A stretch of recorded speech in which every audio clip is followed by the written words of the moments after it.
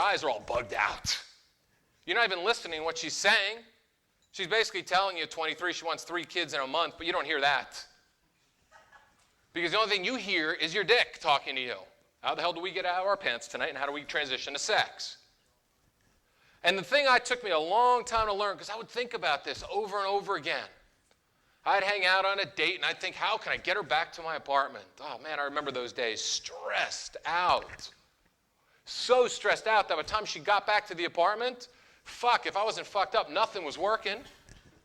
Because I was so nervous. I was so nervous because I was so obsessed with how to transition to sex, how to kiss her, when to touch her. Is it all right to touch the boob? Is it okay to go down there? Was it the 3rd date? Was it the 4th date? What are the rules? That I never thought about what I wanted. So the number one thing you guys need to write down and really need to think about is what you want. How you want her to seduce you, because it's 50-50. If it's not, you will be bored.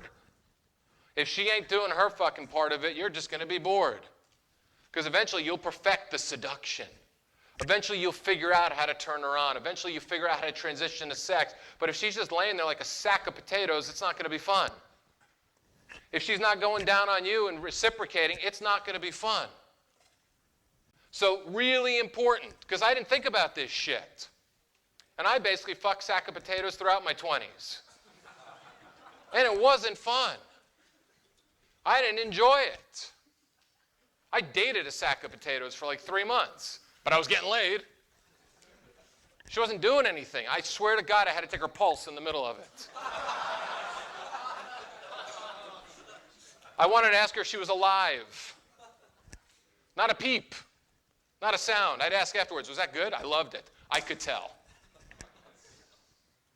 You know, and I started hanging with all these different women, and I remember some of my relationships. My relationships were based on begging and pleading. Aren't they fun? Because I knew what I wanted, but I never really made it important, so I would always be the pleaser. You know, let me please her. God, let me please her. Let me give her the best orgasm in the entire world. What's that about? Your ego. If you think about what transition is sex is, it's all about your ego. Because your ego is basically telling you what? You want to be validated that you can turn this woman on. Fuck her. Can she turn you on? Because it's 50-50. Because if she's not turning you on and you're just trying to turn her on, then all you're doing is validating this ego. And the ego can go back to a long time. Some of us go back to our high school days when we weren't very successful with girls. Some of it go back to the way our dads taught of us